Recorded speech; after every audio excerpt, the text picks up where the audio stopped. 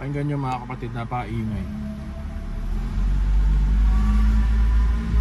O diba?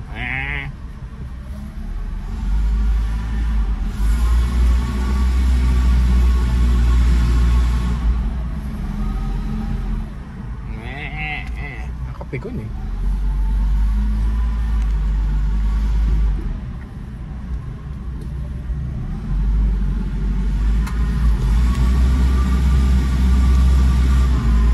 Masaklap, hindi naman to ganito dati.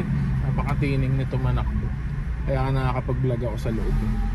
Kasi ngayon, kung inapakan mo yung gas, yan,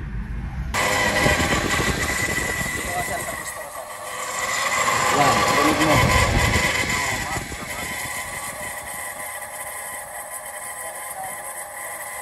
bearing. Bigyan mo sa para marinig nila. Ba kailangan na i-rebuild to? Kasi ang auto ito, yun doon ang sira ito. Yung compressor. Basa sir. Kaya ba't crankshaft? Oil seal?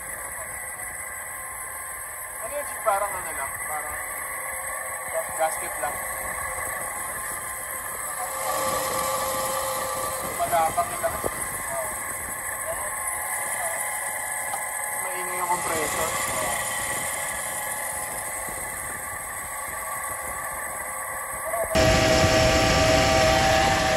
Ingay, nakaka-bad trip. Kaya ngayong araw, ano tayo sa Alberto's Car Aircon Specialist sa may Pasig.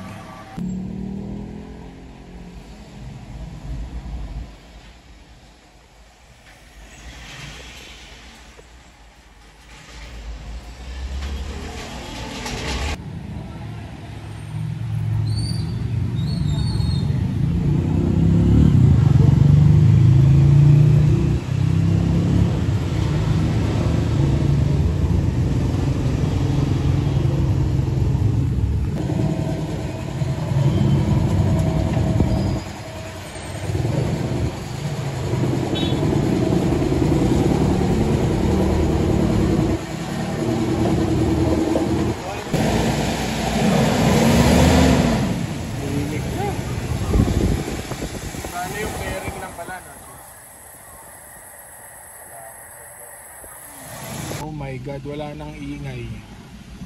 Ang sarap ng pakiramdam ng walang ingay yung sasakyan. Nakakalungkot kasi matino makina nito eh. Matining manakbo to eh. Tapos dahil lang dun sa aircon compressor ang ingay. O, diba? Wala na, tahimik na. Saan natin?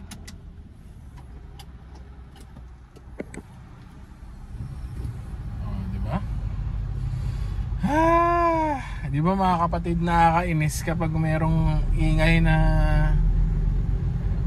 hindi mo malaman kung saan ang gagaling. Ang pinagdiskitahan ko pa eh yung bagong drive belts na nabili natin. Binalik natin yung luma, maingay pa rin.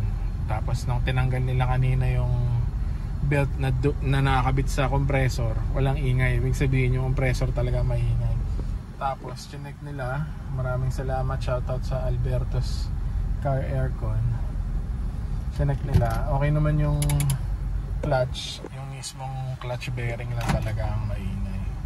So nung pinalitan nila, 3 months warranty dun sa bearing. Bale 3.3 lahat plus 1.2 dun sa mismong bearing. 3.3 kasama na dun yung check up, yung karga ng prion, ganyan. So all in all binayaran ko 4.5.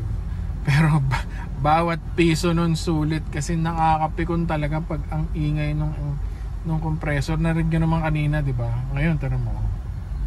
Alright, salamat sa pagsubaybay mga kapatid. Ingat sa kalsada. Till next episode, bye bye.